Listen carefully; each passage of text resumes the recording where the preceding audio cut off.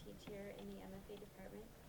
And it is my pleasure and honor to welcome my longtime friend and colleague Julie Green to the New York Film Academy for this artist series. Julie is a fearless explorer in all kinds of different mediums. She works in film and digital. She's also a singer-songwriter. She has an amazing voice. She's always played in bands ever since I've known her. And she is the head of reproductions and the chief archivist for David Hockney. So please save your questions till the end. We'll hear Julie, and then we can have a question and answer after.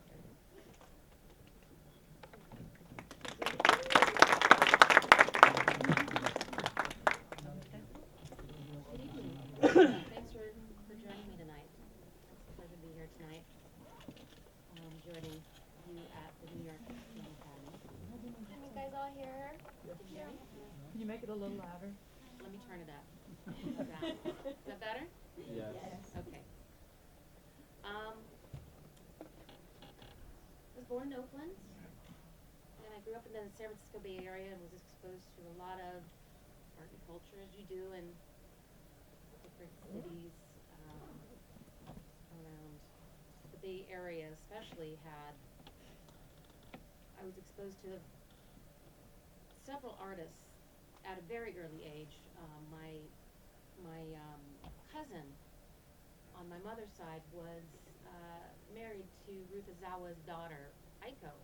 So I met Ruth when I was about 6 months old. I went to her daughter's wedding, and there I met Imogene Cunningham, although I was only 6 months old, so it wasn't something I remember. But I do remember the stories my mother would always tell me about Imogen, and so my love started there with photography, because I would always look to Imogen and Ruth for strength and inspiration. And Ruth is well known in the Bay Area, San Francisco Bay Area, for her wire sculptures. She did a lot of public commissions. She went to school at the Black Mountain College and was taught by Merce Cunningham, as a dance and a choreographer. And she also was taught under the color theorist, painter, and former Bauhaus teacher, Joseph Albers. So a lot of her work, as well as Buckminster Fuller. And for me, I attended a lot of her workshops when I was a child throughout San Francisco and Oakland. And she did a lot of festivals for children. She was a champion for arts education, and that really stuck with me. The last time I saw Ruth was when I had a photo exhibit in 1998, and unfortunately she just passed this last year, but she was a very big influence in my life. Very big thing.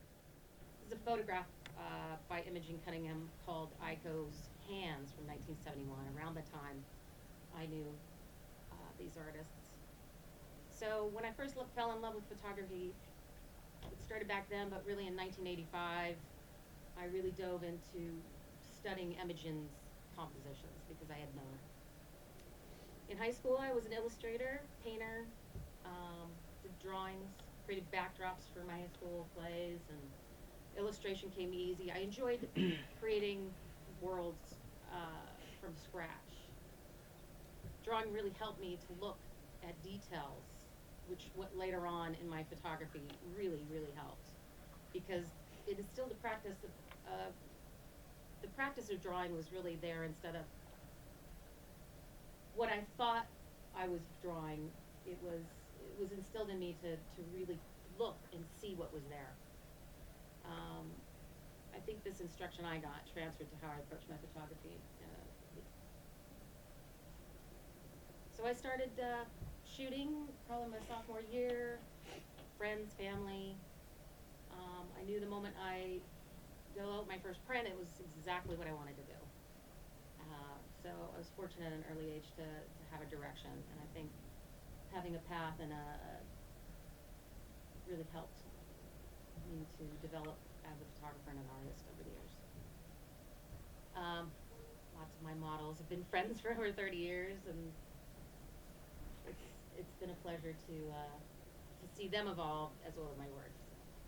in the summer of my junior and senior year of high school, I got a couple of grants to go and study photography and technical advertising photography and at the Art Academy in San Francisco. And my teacher, oh, this isn't a great slide of it, was a fabulous photographer by the name of Steve Harper. He was Richard Avedon's assistant, but he is very well known for his night photography. Mostly technical courses at the Art Academy, but Steve really instilled a sense of what you could do conceptually. So that's kind of where I started thinking about conceptualizing my images and creating stories. He took us to a lot of exhibitions while I was in the classes, and one of them was Avedon's The American West exhibition that was showing at the Museum of Modern Art that year.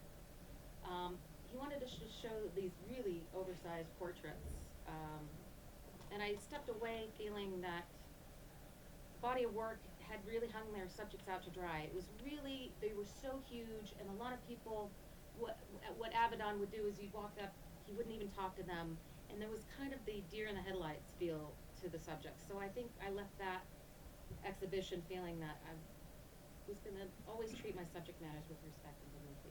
So that was kind of an important thing I came out of that. Some of my earliest conceptual work, this is really old stuff that's never been seen, but I thought I'd share it with you because I found a cow bone and I started shooting with it throughout that summer. And this is, I just took it wherever I went. This particular shot is a local 7-Eleven where all the kids used to hang out, and it kind of caused a riot because the kids were like, I want to shoot with this. And what I got out of this particular time period was I could tell that people really like to interact with what you're doing, and I realized photographing outside the studio contained the element of performance, me as the photographer, almost performing in front of my subjects. There's a real dynamic and magic that happens when you do that. This early experience kind of made me really become keenly aware of how I was with my relationship with my subjects. And so the beautiful thing about art is that there's a place for everyone, and every type of personality will produce work which reflects your inner rhythm.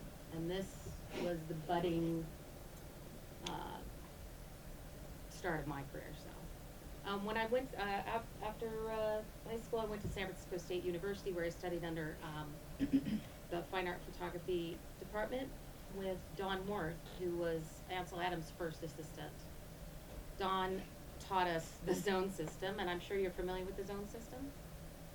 I'm not sure in this digital age what everybody's being taught. The zone system was something that Ansel Adams had invented, zones 1 through 10, from pure white to pure black.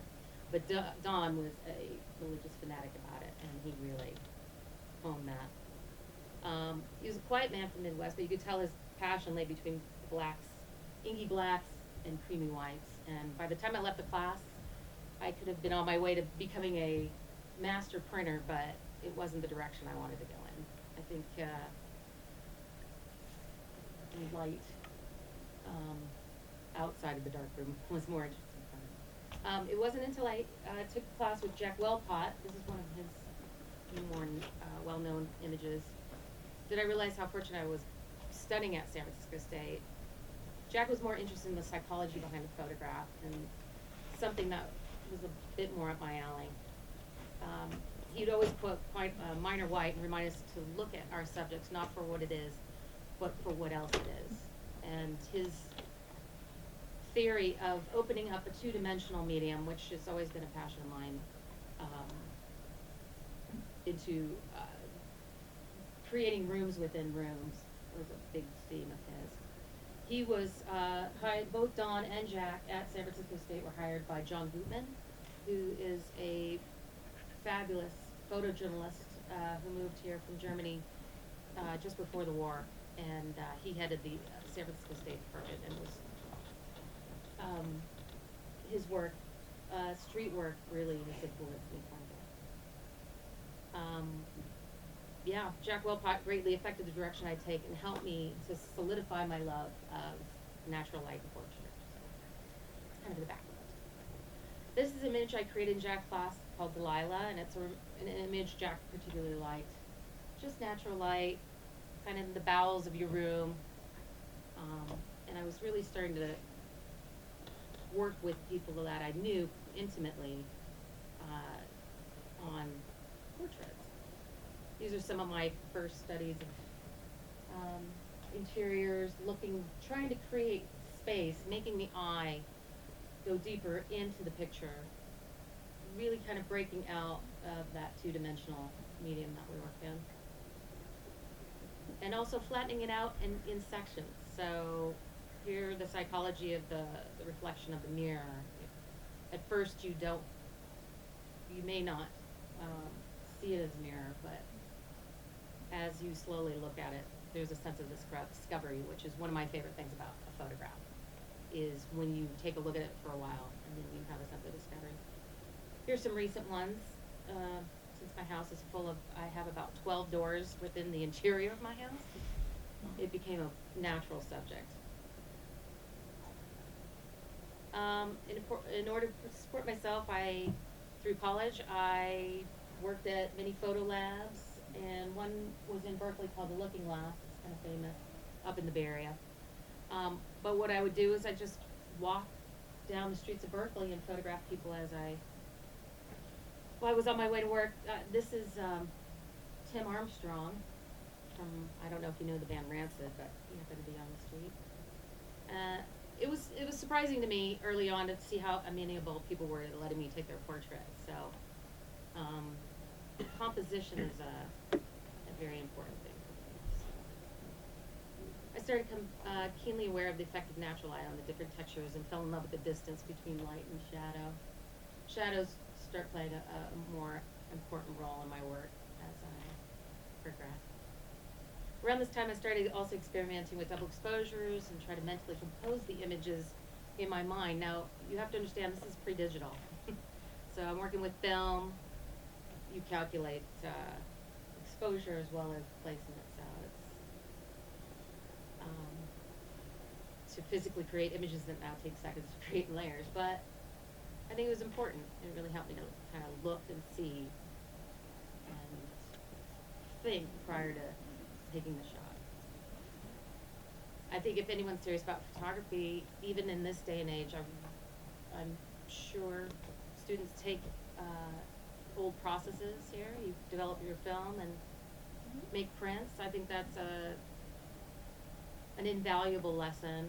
Just being, I work 24/7 in digital, and having had this background, I think has made me look more and look deeper into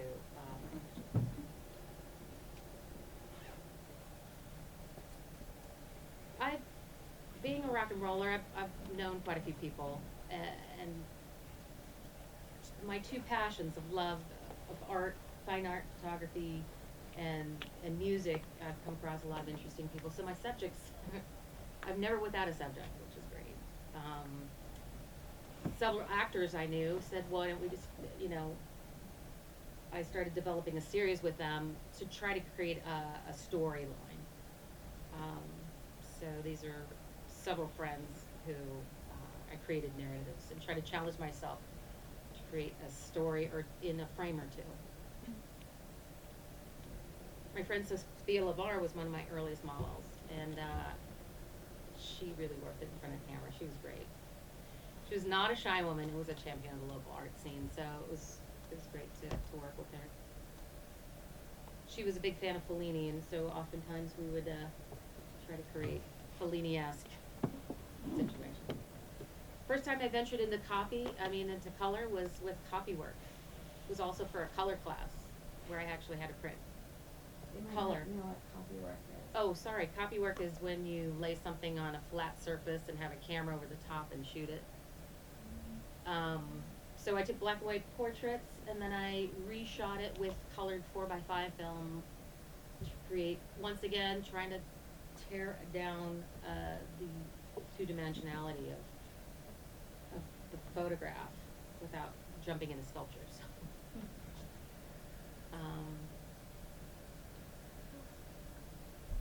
So what I was trying to do with this series, which I called Eyeball Series, was to I gave everybody a pair of glasses, and they just ran with it. And what I decided to do was to surround each person. This is hand-colored black and white print with newsprint around her. So it's kind of a reversed color, that contrived color by hand painting it with a black and white, somewhat mostly black and white background. But what was interesting for me with this series was the first time I employed kind of fairly shy people that I knew, and once they put on the glasses, they kind of let down their guard. And so I explore that a lot more throughout my work. So my first venture into masks was born. Once again, this is about sandwiching film together. I take black and white photographs, print them, and then make slides out of them, and then shoot it with color slides of seafoam to create this series I have called Body of Water. You have to understand, this is back in 1990, so it wasn't until 3 years later that I started working in Photoshop. So Photoshop 2. 1990, I don't even think Photoshop 2 was out.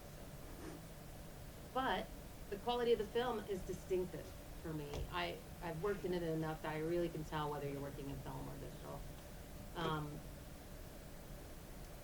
As you train your eye, you'll perceive the most subtle of nuances, and you'll really, you may already see it, but it was interesting because being in San Francisco was kind of on the cusp of the digital revolution, and I feel like I had a front row seat and strapped myself in because it was, you could see the old wave going, and it was the new wave coming, and it was great to be at that spot, right in between, to have that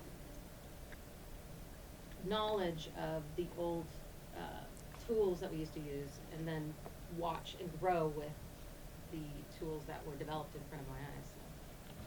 So this particular image is called Youth, and the colorful seafoam I laid on top of black and white print represents uncontained exuberance. This is wisdom, of course, and still the exuberance is still there, but now it's contained. So it's turning out. My conceptual photography began to grow kind of in the mid-90s, and as I mentioned, I started out focusing on drawing and painting and illustration, and I still wanted to incorporate it somehow. So I used paint as an element, as a texture, and even on top of my subjects.